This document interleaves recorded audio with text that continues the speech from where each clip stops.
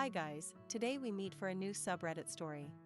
The crowd dispersed from the yellow zebra crossing once the ubiquitous ticks resonated from a nearby crossing light. The motors of cars and buses rumbled as they carried their passengers to their destinations, just as how pedestrians minded their own business as they brushed by each other, turning from one corner to another to get to places they needed to be at. An elderly lady pushed a metal frame trolley, pushing down waist-high stacks of flattened cardboard boxes, whilst trying to avoid bruising every single ankle on the pavement.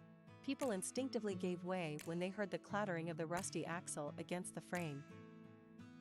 The rattling came to a halt. A disgruntled shout was directed at her obstacle. That did not work. She heaved the trolley aside, careful not to topple it over, and hurled vulgarities youngsters nowadays would not have even heard of. As the trolley moved on, he stood still right there. Shoulders shoved around him, catching a few angry glares as passer-bys looked back to see who it was disrupting the busy rhythm of the city. An old man in a white shirt stood firm, as if a monk in meditation under the torrents of a waterfall, as people kept brushing past him. Unconcerned from the external world, it might seem that he had found peace within himself, albeit in a very inconvenient spot for others. Hurroo, array, array. Heads turned to see him half squatting, shouting his lungs out. If he shouted even louder, maybe a fiery aura would consume him and his hair would glow yellow and become spiky. For the great Chinese Communist Party. Everyone within a radius of 3 feet took a few steps back as if he had the bat-borne virus. Quite a few people were peering across the street, curious what the commotion was all about. Eventually, he was surrounded by a crowd he so effectively attracted. Greetings, fellow countrymen. I have come to a great epiphany and would like to share with you this strategic knowledge that can topple the American pigs that have been policing this world for too long. Their president should be brought down first, without a doubt.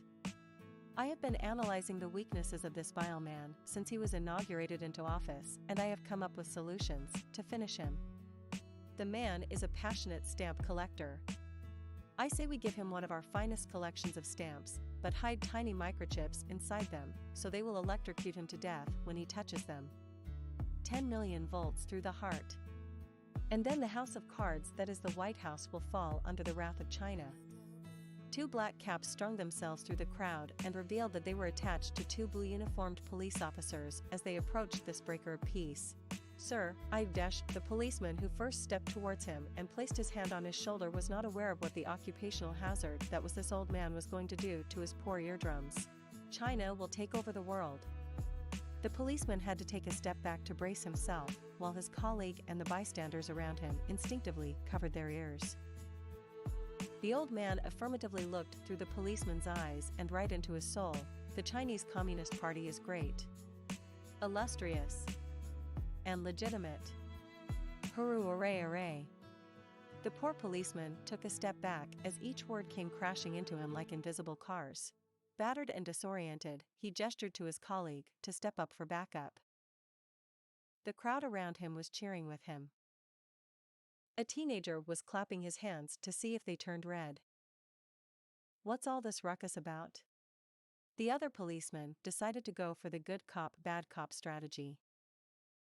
There was no more Mr. Nice guy after what he did to his partner. You're blocking the street. Get moving. Hey you. What are you looking at? Get lost. He turned around to yap at the crowd.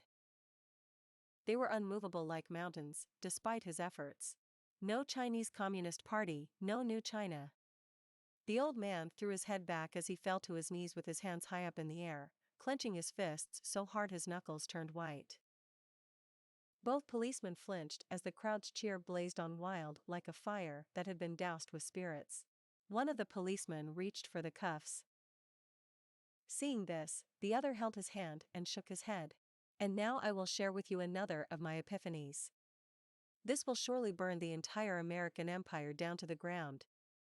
China is a rich country. We can afford to change all of our reserves into dollar bills and flood the American market. It'll become so worthless it'll make Zimbabwean currency look like gold. Then only the renminbi stands supreme as the most powerful currency in the world. While the policemen were starting to lose their patience, the crowd around were cheering and clapping just as passionately as the speech was.